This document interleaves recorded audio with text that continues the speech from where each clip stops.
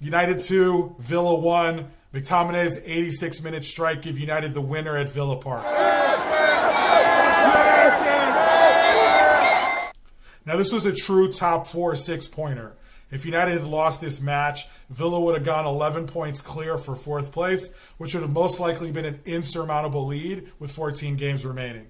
Instead, United have pulled within 5 points of Villa in 5th and 6 points of Tottenham in 4th. In a season where we were knocked out of all Europe in the group stage, it was essential that United qualify for European competitions next season, and finishing outside of those places might cost Erik ten Hag his job.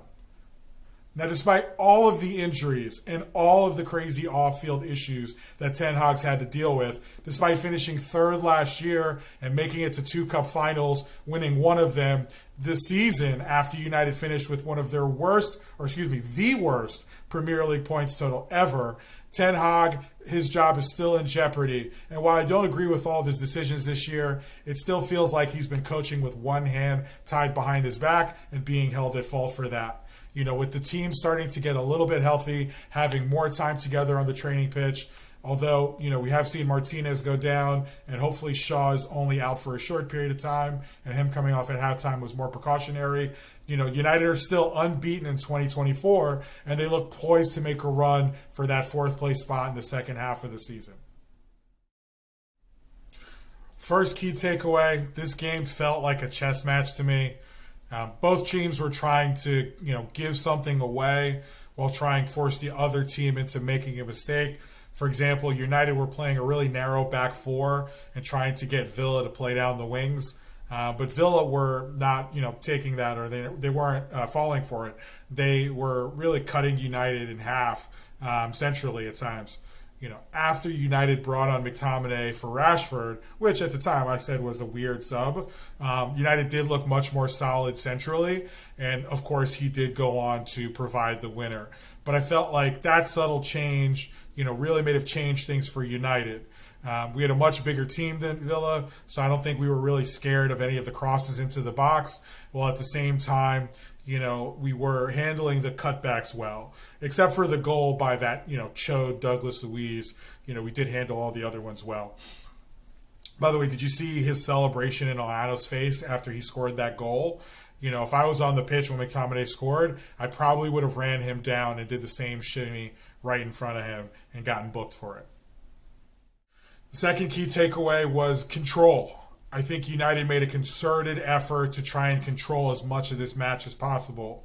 They were still looking to hit Villa on the break when they found the opportunity, but they were in no rush for most of the match.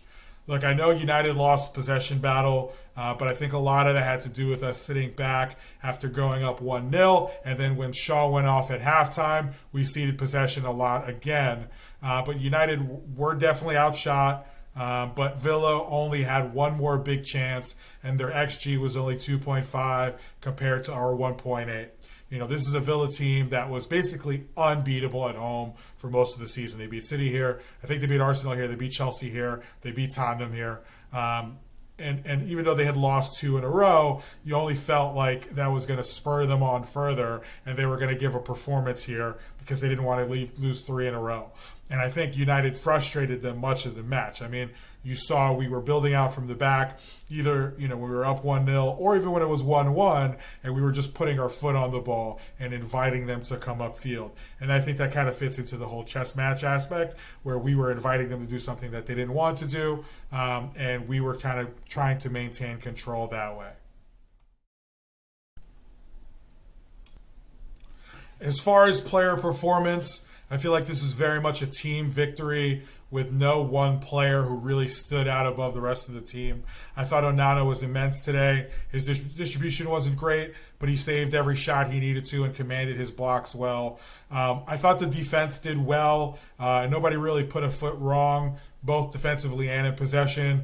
I thought the midfield ran all day, and we kept the ball well at times. And I thought the front three really made an effort to look for each other. And, with 1 or 2 better decisions, we might have scored more goals earlier. If I did have to pick a man of the match, it would probably be Diogo Dalot again, who when Rashford went off, he became basically the only attacking outlet on the right-hand side, and it was his cross that led to that McTominay goal, which was the winner. He also had another very good cross a few minutes earlier that landed at Garnacho's feet, and at a different day, that might have ended up as a goal or at least an opportunity to create a chance there. So I think Dalot is the guy who I would pick as man of the match. Moving forward, United's next 3 matches are Luton away, Fulham at home, and Forest away in the FA Cup. Luton away, definitely a banana skin game. In the best of times, it's a lose-lose, where a win you don't get credit and a loss you get slaughtered. But especially in the position United are in now, they really need to win these next 2 matches in the league. And then obviously Forest away would give give United the opportunity to stay in the FA Cup and that chance at a trophy. We're probably favorites to go and win all 3 of these matches. And I think we have the quality to win all 3 of these matches. And if we do, that sets up a matchup against City on March 3rd, which will be our biggest test of the second half of the season. Let me know, though. Do you think United are on their way to the top 4 finish, or do you think this performance still leaves a lot left to be desired? I'm still team relentless positivity. I'm trying to be a little bit more tempered now with all the injuries we have and, guys still not really fully in form yet. But I think that, we do look like we've shown at least, we do have that fight still. We have that grit. Guys are playing for the manager. And I think that we have what it takes to get to the end of the season and finish in the top 4 place. But let me know your thoughts in the comments, and don't forget to like and subscribe. Up the Reds.